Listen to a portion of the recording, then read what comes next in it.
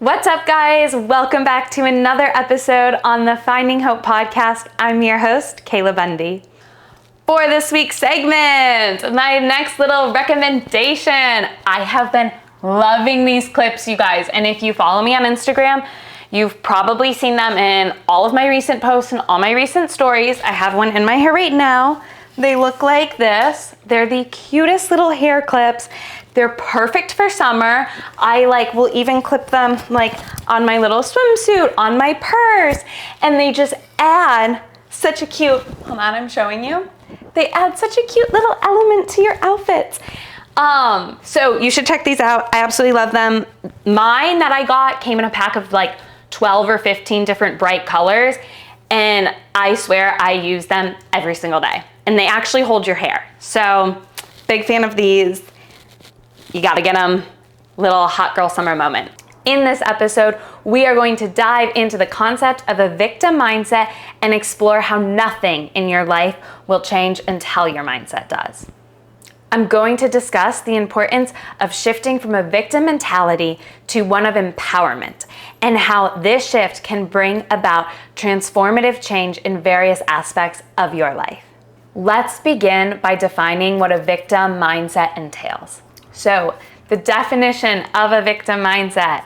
A victim mindset refers to a mindset where individuals perceive themselves as powerless and blame external factors for their circumstances. This can bring about characteristics such as feeling hopelessness, feeling helplessness, focusing on what's wrong, seeking sympathy, and avoiding personal responsibility without even maybe noticing that we're doing it. The impact that a victim mindset can perpetuate is a cycle of negativity or hindering personal growth and preventing individuals from taking proactive steps to improve your life. And if you are listening, I know that you are not like that, and you are after growth, you are after hope, and you are after joy.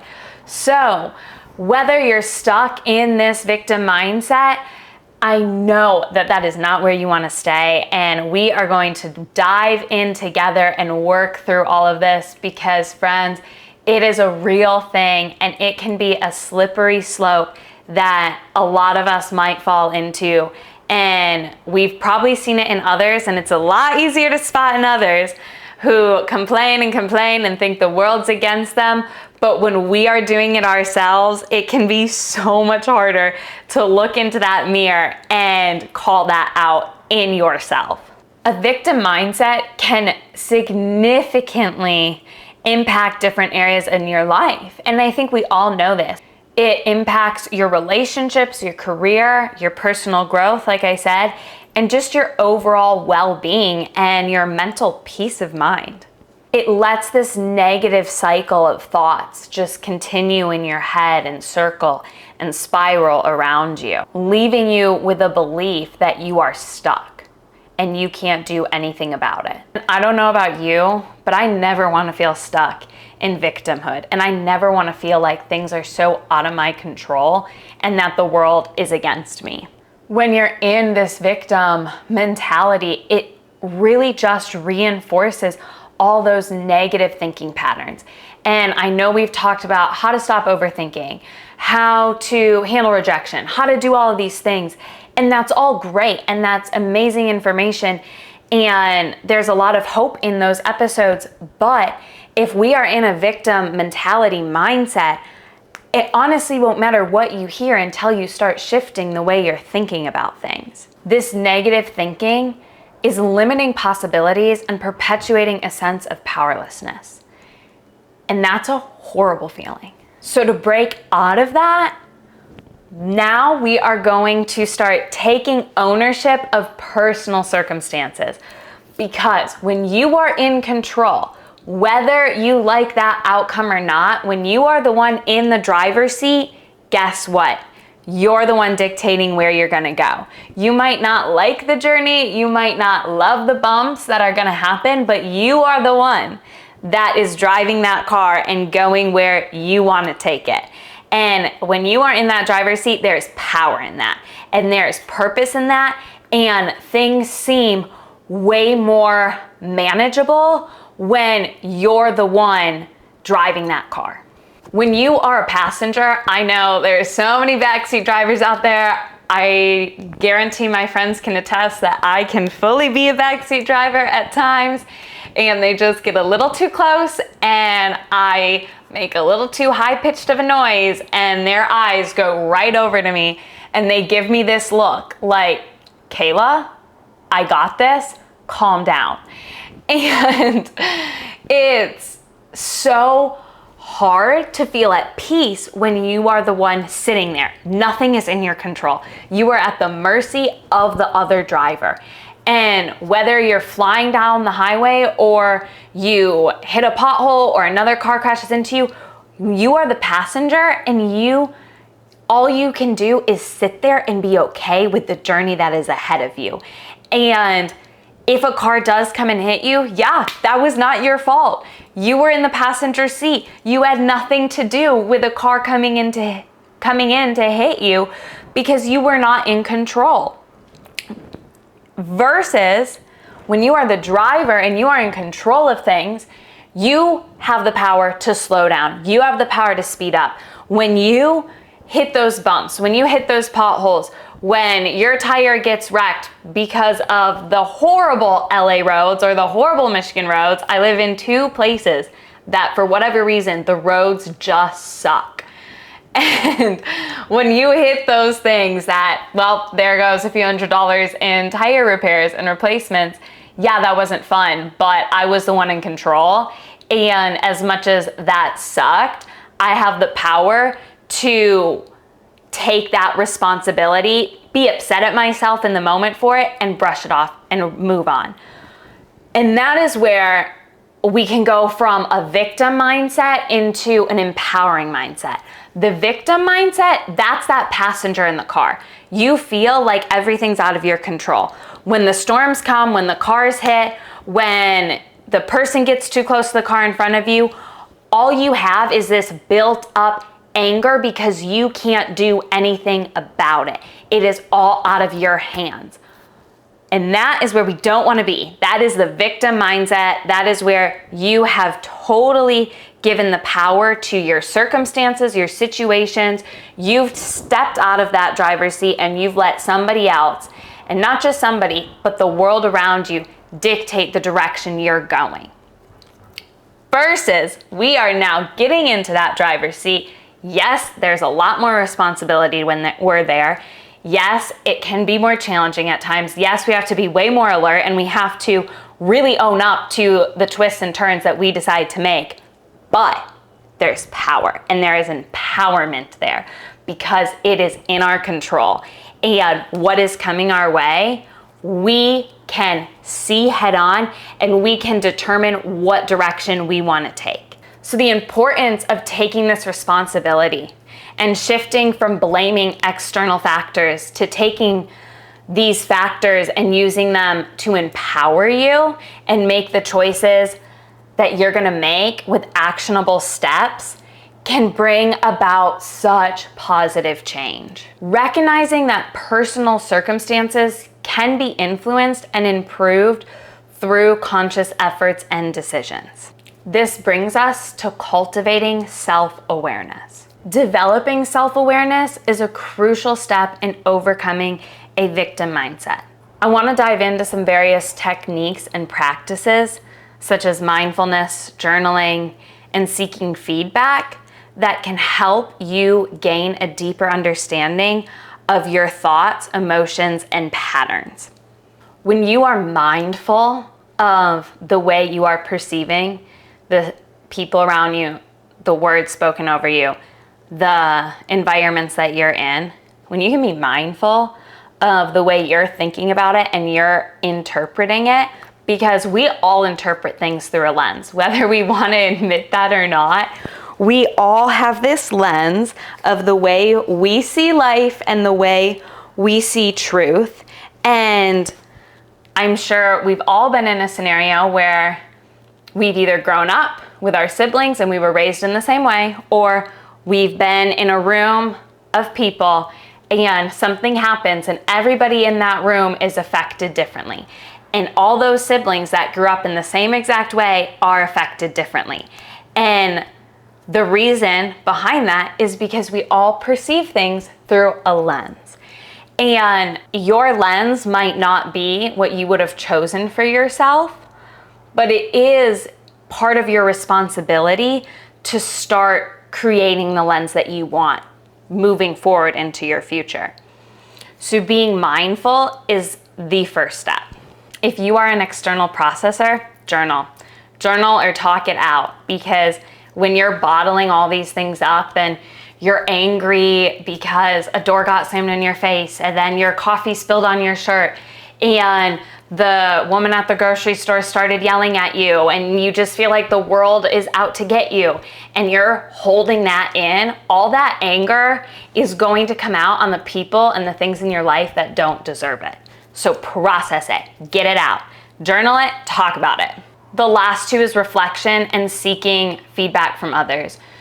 So I want you to reflect right now, yes, on things that have happened to you recently that did not go the way you wanted. Maybe you got pulled over, maybe you got that parking ticket, that boy didn't text you back, whatever it might be, that you feel like, oh, what's wrong with me? It's all my fault, on and on and on. Challenge your thoughts. Is it because it's scary to take the responsibility that you do have some sort of control over your life and that the situations you ended up in, you weren't proud of them? And so it's easier to remove yourself from that responsibility driver's seat and take on the passenger role and feel like you're being the one affected from external things that you can't control. So just reflect. And when I say seek feedback from others, I do this all of the time. I am constantly asking my friends, like, was that logical of me? Because I operate so much on logic, less emotion. I'm way more logical than I am emotional. I'm always worried that I'm falling into a victim mentality when I show emotion.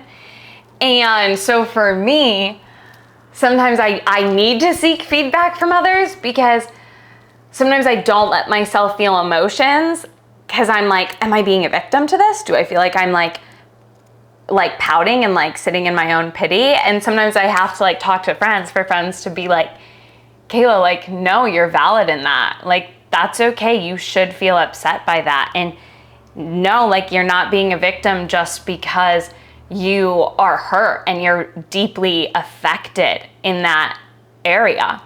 And so I need feedback in that way to almost give me permission to feel the things I'm feeling. But then also feedback can be so helpful if you are stuck in a victim mentality, because sometimes it is the most loving thing when somebody will call you out and say, get out of your head, stop being a baby, you're doing great in life, the world is not attacking you, and able to just speak truth into your head and into all these lies going on inside of you. So getting feedback is so essential.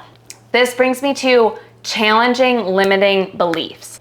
I want you to identify the limiting beliefs in your life and explore the beliefs that are holding you back and reinforcing victimhood. That could be the belief that you have about yourself, that you're never gonna end up with the guy you want because you're not good enough. Or you're always gonna have toxic friends because you aren't worthy of having good friendships in your life. Or you're never gonna have the job that you want because you aren't smart enough to get the degree that requires that job and you don't have the time to. It could be those limiting beliefs. It could be a million different things, but identify what those limiting beliefs are for you and identify them as limiting and as lies, because those things are not true. Those are thoughts. Those are not facts. The way to start believing those are actual lies is question the validity of limiting beliefs and replace them with empowering beliefs.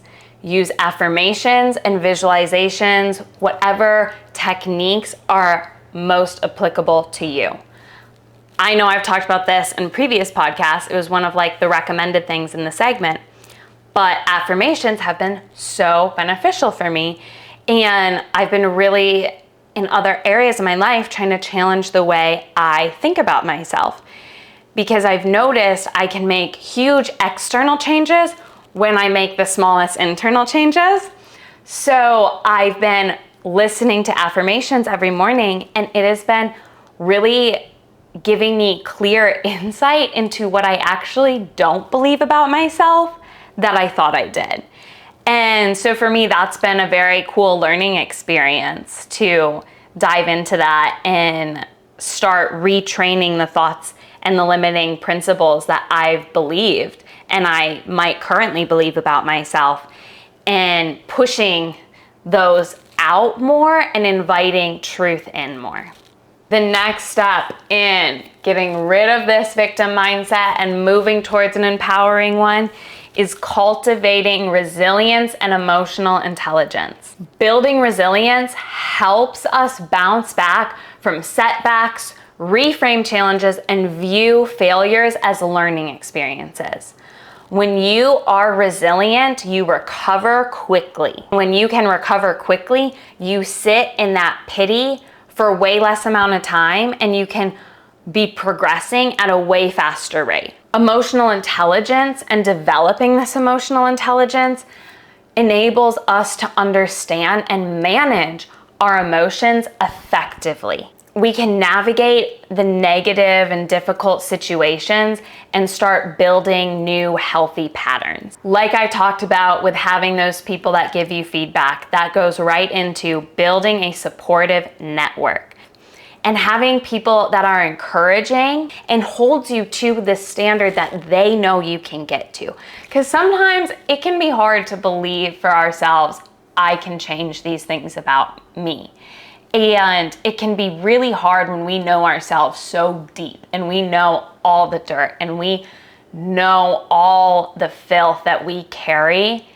It can be really, it can feel like we're trapped sometimes, and it can feel almost impossible to change those parts of us and to be able to improve any part of us if we feel all of these horrible things towards ourselves.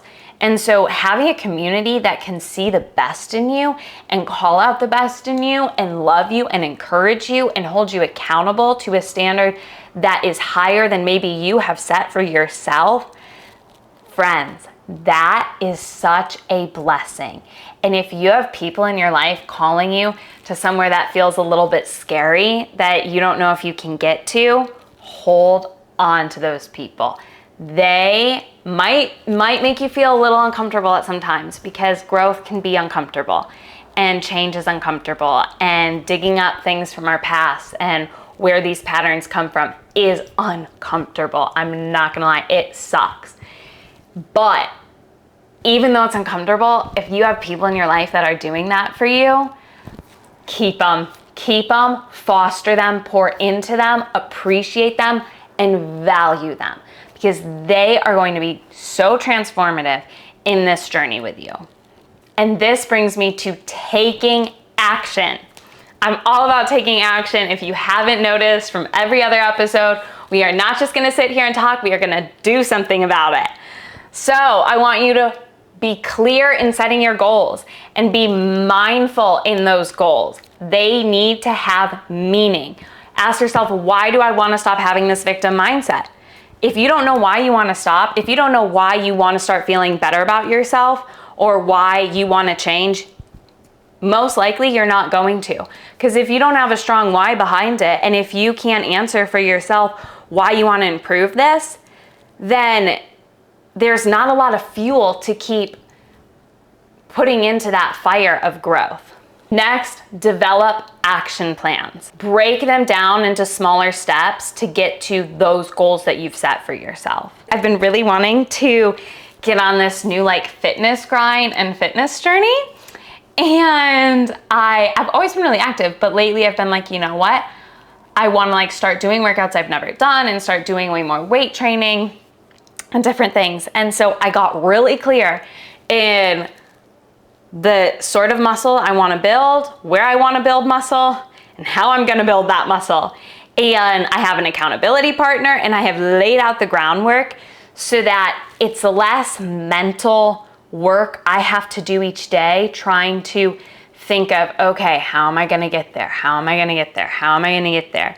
Versus when I kind of have laid out the groundwork, all that leaves me left to do is take those actions and take those steps and be like, okay, this day you said you were going to do cardio, we're going to go do cardio. This day you said you wanted to do this, so we're going to do this. And it makes it a lot easier when I have that action plan either in my head or written down.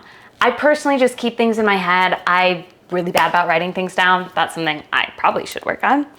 But at the moment, I keep it all up in here. And that's why I feel like so scatterbrained all the time. That's actually a good little life lesson for me. I feel like that was a breakthrough for me. I never write anything down. And maybe that would clear up some mental space if I did. Within taking action, we are also going to be consistent. Change does not happen overnight. It is consistency, and it is a process. Shifting your mindset alone is not enough. Action is required for real change. And lastly, we are going to embrace the journey of empowerment. Understand that it is an ongoing process. Recognize that shifting from victimhood to empowerment is a continuous journey rather than a one-time event. And having compassion on yourself and embracing the ups and downs of personal growth is so essential to moving forward. You have to have grace for yourself. With embracing the journey of empowerment, it starts with having hope and joy centered around the transformation. Understand that by embracing this journey, you are creating a fulfilling and joyful life aligned with your true potential. Earlier this week, I was on a walk with one of my friends and I had a thought. And that thought has stuck with me this entire week. And so I was like, I have to talk on this. And in my mind, I thought, when you have a victim mindset, everything in your life can go exactly the way you want to go.